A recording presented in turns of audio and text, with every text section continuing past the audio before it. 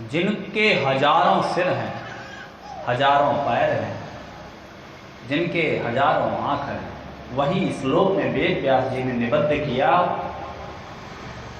पश्यन्त्यदो रूपमद्वृक्ष चक्षुषा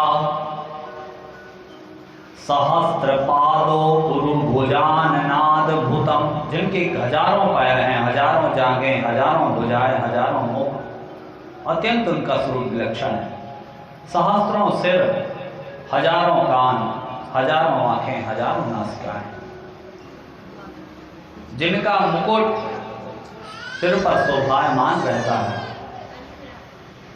जिसको सभी लोग नारायण कहते हैं, जो अनेक अवतारों का अक्षय कोश है, सारे अवतार उसी से प्रकट होते हैं। ऐसे हम परम ब्रह्म परमात्मा ईश्वर की शरण ग्रहण करते हैं। सबसे पहले उनसे भगवान ने कौन सा अवतार ग्रहण किया? तो उन्हीं प्रभु ने, वैसे तो वेदांत में कहते हैं कि वही ईश्वर एक है, पर वही जब माया कहता मैं एक से अनेक हो जाऊं तो अनेक रूपों में व्यक्त हो जाता है और बाद में सबको समेट कर फिर स्वयं एक हो जाता है।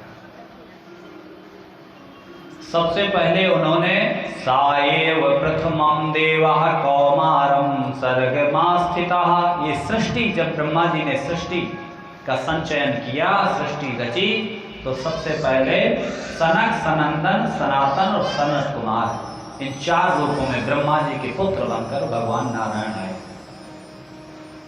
जिन्होंने अखंड ब्रह्मचर्य का पालन किया। फिर यज्ञ की रक्षा के लिए, वेदों की रक्षा के लिए उन्हीं भगवान ने शूकर का रूप धारण किया, वाराह स्वरूप धारण किया। उसके बाद ऋषियों में भजन भक्ति को दिखाने के लिए भगवान ने देवर्षि नारद का स्वरूप धारण किया। नारद भी भगवान के अवतार हैं। वही भगवान नर नारायण के रूप में आए और उन्होंने बद्रिकाश्रम में घोर तपस्या की। वही नारायण कपिल मुनि के रूप में आए, जिन्होंने अपनी मां देवहूति को दिव्य ज्ञान, सांख्य ज्ञान बताया। फिर उसके बाद वही भगवान अत्रि और अनसुईया के घर में दत्तात्रेय के रूप में अवतार ग्रहण किया।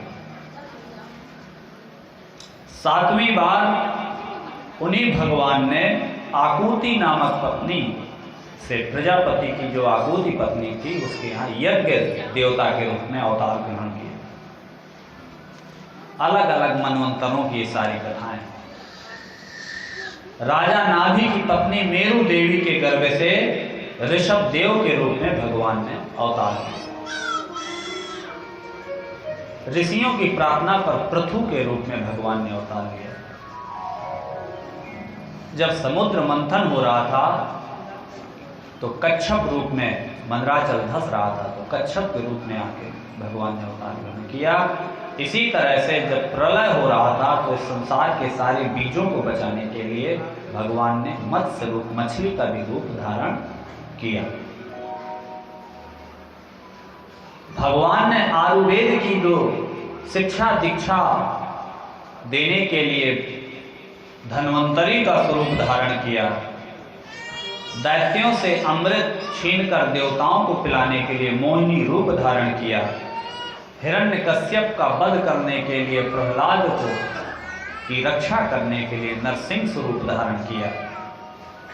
भगवान ने राजा बलि के अहंकार को नष्ट करने के लिए, इंद्र का उपकार करने के लिए वामन स्वरूप धारण किया।